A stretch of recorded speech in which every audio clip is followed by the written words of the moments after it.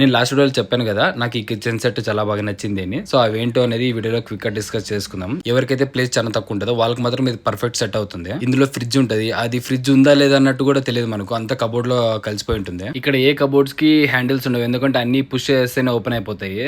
So ఇక్కడ కూడా చూస్తున్నారు కదా, పుష్ చేస్తేనే ఓపెన్ అయిపోయింది, మరి బటన్ ప్రెస్ చేస్తేనే క్లోజ్ అయిపోయింది. సో ఇక్కడ కూడా అంతే, కాఫీ మెషిన్ పెట్టుకోవడానికి ప్లేస్ లేకపోతే ఇలాంటి స్లైడింగ్ డోర్ పెట్టేశారు. సో దాని మీద ముందుకు లాగొచ్చు, వెనకాల పెట్టుకోవచ్చు.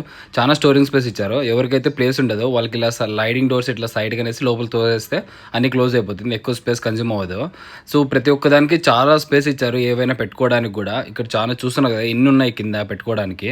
సో మనకి ప్లేస్ కంటూ ఏమి ప్రాబ్లం లేదు. ఇది కూడా చూడండి, సో ఇలా స్టోరేజ్ ఉంది, ప్లస్ దానికి స్టూల్ కూడా ఉంది, ఎందుకంటే పైన పెట్టుకున్న సామాన్లు సో పైకి ఎక్కి అందుకోవడానికి మరి సపరేట్గా స్టూల్ అవసరం లేదు, దీనిపైనే ఎక్కవచ్చు, ఈజీగా మన వెయిట్ని క్యారీ చేస్తుంది.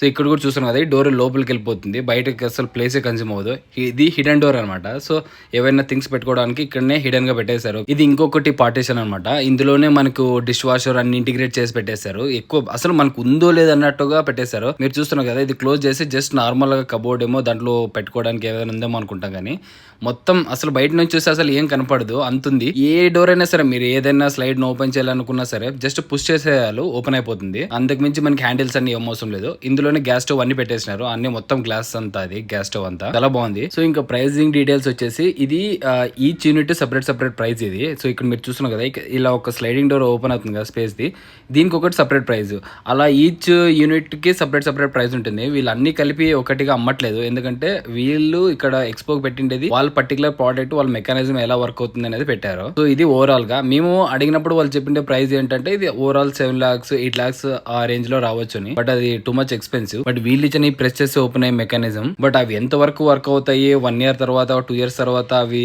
ఎంత వరకు డ్యూరబిలిటీ ఉంటాయి అనేది మనకి తెలియదు. సో ఇది ఓవరాల్ గా, ఇది కంపెనీ వచ్చేసి బ్లమ్. సో మీకు ఎలా అనిపించిందో కింద కామెంట్ సెక్షన్ లో కామెంట్ చేయండి.